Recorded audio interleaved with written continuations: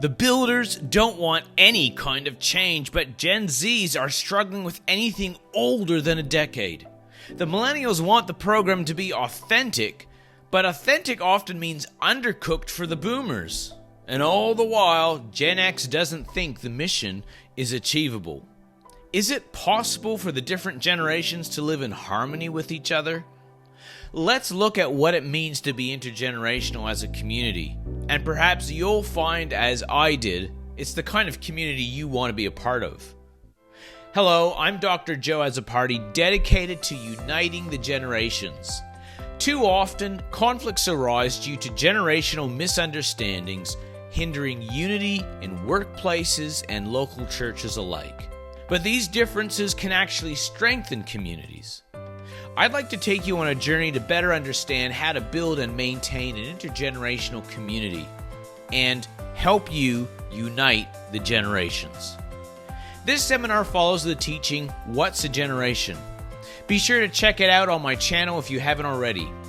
That seminar looked at what makes a generation.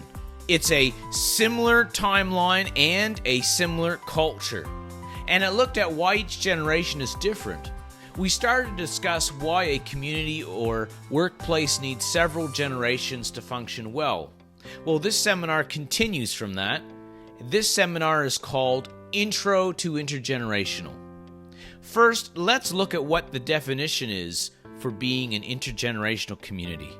An intergenerational community is made up of members of several generations who engage in positive interactions with each other, resulting in interdependence and mutual benefit. So in simple terms, there are several generations present, they get along with each other, will work together to accomplish mutual goals, and they benefit from each other's company.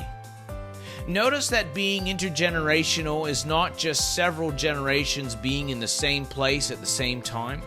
Don't get me wrong, that's multi-generational and that is a good thing, but you don't need any relationships to be multi-generational. I mean, you could say going to a movie theater to watch a movie is multi-generational, or going to a shopping mall is multi-generational. But for something to be intergenerational, you need the different generations to actually get along, to have deep and meaningful relationships with each other. Being intergenerational is not just about presence, it's about community. It's about unity, connectedness, and belonging. It's about everyone having a voice and being empowered to contribute to the community. Now, before we discuss any of this any further, let's look at a couple of other false assumptions about what it means to be an intergenerational community. First one, being intergenerational means just focusing on children or teens or youth, basically the younger generations. Now, I've heard this a lot, but to make one age group more important than another is actually the opposite of being intergenerational. Here's another false assumption. A truly intergenerational community means that all generations must always do things together. There should never be any time in a program or event where similar age groups get together by themselves. Now, this is a very extreme view of intergenerational community, and I absolutely do not, I repeat, do not recommend this view. There are times when it's important to have the same generation get together. The people who understand the stage of life you're going through the most are the ones who are also going through it. There are some life topics that are mostly applicable to one age group, such as retirement planning or teen dating. I doubt you'd have many people under the age of 30 going to a retirement planning seminar. And likewise, it'd be very strange for someone old to go to a teen dating seminar unless they were the ones teaching it. I mean, if you didn't have anything to do with teens, it'd be pretty creepy if you turned up. Let's be honest. I've heard of people who have dragged their kids to seminars or Bible studies that were almost as academic as university lectures, and they made the poor kids sit through them even though it was years above their developmental stage. Here's the thing, if it's more than 2 grade levels above someone's understanding, it's a waste of time for them to attend. In fact, it may be putting them off that topic psychologically in the future. So everything does not and should not be intergenerational, though most things, in my opinion, should be.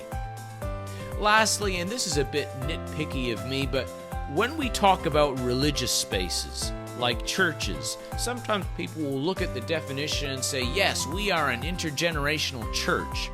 But then I ask them the question, aside from your own family members, do you connect with other generations in your church?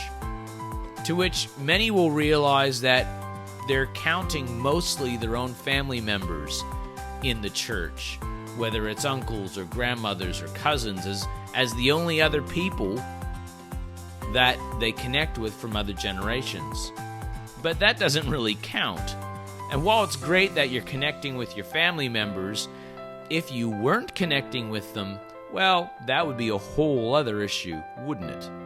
So when we think about being intergenerational, we should really think about whether or not we're mixing and communing with people who we are not related to. Hang out with your family members, but they should be hung out with because they're family. Now, you might be wondering if there's any specific things that help you to know whether or not a workplace or a community is intergenerational. And I'm here to tell you, yes, there are. Through my research, I found that there's actually 5 characteristics that must be part of a community in order for it to be an intergenerational one. And they are positive interaction, connection, interdependence, accommodation, and empowerment. It was found that the more of each of these factors are found in a community, the more intergenerational that community was. But you need to have all of them in a healthy community. I have been to some communities where they were very good at the first 3 unifying characteristics: positive interaction, connection, and interdependence. But that same community only allowed the older generations to make decisions, and they frowned upon anything that was different to what the elders liked, which meant that they weren't very good at empowerment and accommodation, the 2 supportive characteristics out of the 5. A healthy intergenerational community has all 5 of these characteristics present.